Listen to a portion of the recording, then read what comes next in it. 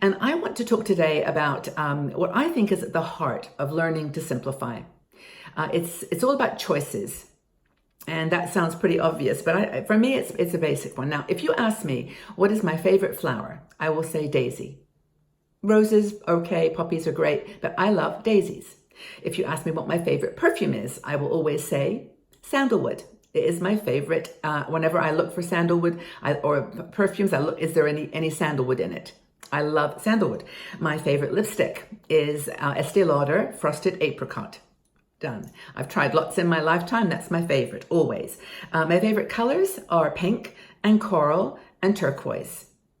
So in other words, you ask me any question, and pretty much by now I've wandered around the shops for 60 plus years, and I know what I've picked up, what I haven't, and surprised myself actually at the things outside those preferences I have for some reason purchased.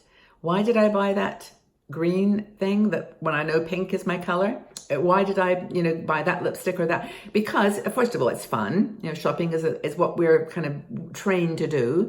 It's fun to buy new stuff. But when you get to the point where you're ready to simplify and downsize, you start thinking, well, what is my favorite flower? What is my favorite scent?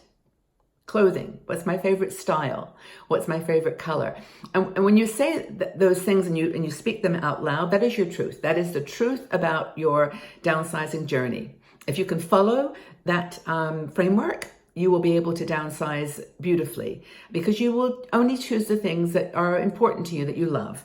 Now, as I said, I bought so many things so far off that set of guidelines, and maybe it's taken until I've gotten a little older to be able to be at peace with that. That I like this turquoise in my necklace. I wear turquoise nail polish, but I actually do that because I like it. And I don't feel like I have to experiment as much. Now, there's nothing wrong with experimenting, and there's nothing wrong with having fun. I mean, Marie Kondo, I'm sure, would even accept that occasionally you want to go outside the box and buy something that's totally eccentric. A red dress in a sea of blue. It doesn't matter. Sometimes we just have to do these things. And my mantra has really been,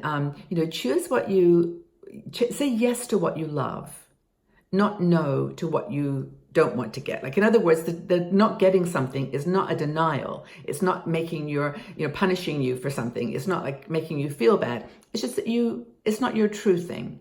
And I think that's the difference. So some things can bring you joy in their diversity and eccentricity. And another idea though that I wanted to raise in this conversation is about pictures of things. Now, for me, I've had much art in my life, and I've talked in another video about how I've downsized my art collection. And I had one very precious piece. It was a lithograph by Marc Chagall. It was a painting that was given to me as a gift by my ex-husband, and it was, it was just enormously powerful. But there were lots of reasons that I didn't want to keep it after I traveled around for a few years with it in suitcases and boxes. And so I sold it. I sold it at an art gallery. I didn't want to give it away somehow. Maybe that was just me trying to find a balance with that gift. But I now have a picture of something not quite that exact painting, but The Wedding, which is a very similar style that Marc Chagall did. I have that instead. And for me, now this may not work for you, but for me, the picture of it actually helped me to still have that beauty in my life, and even a bit of the memory.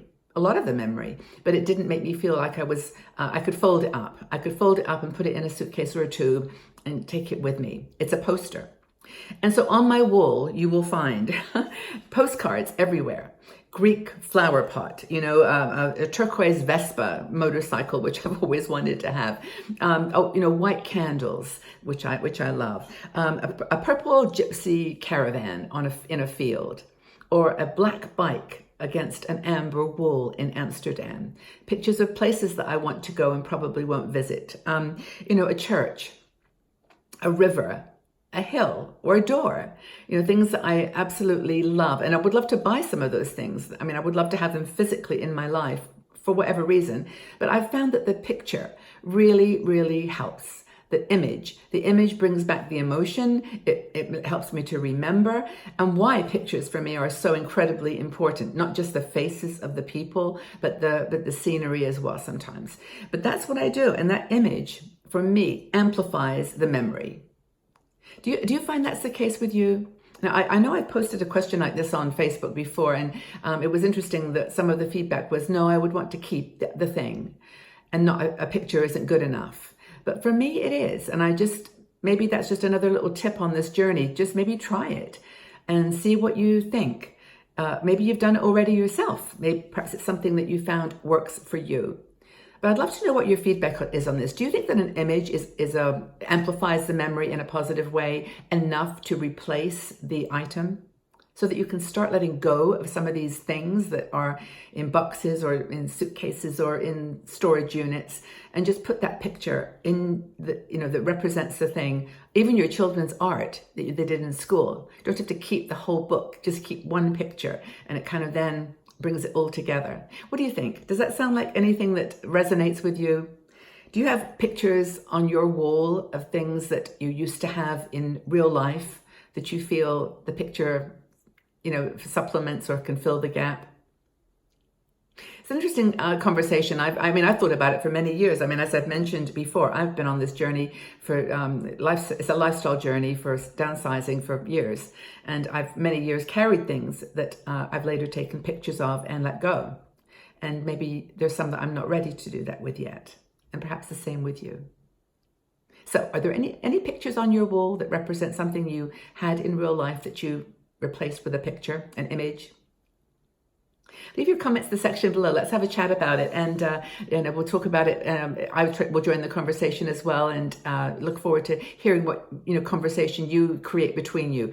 Please talk to each other. It's really important that we share, because I think that's why this community is so powerful. 60andMe and Learn to Simplify. Both of us are bringing women together and men on Simplify. I have no problem with this being a more open platform, but it's really a sister site to 60andMe, and one that I want to encourage conversation. So tell us what you might have on your wall that is maybe a picture of something you loved.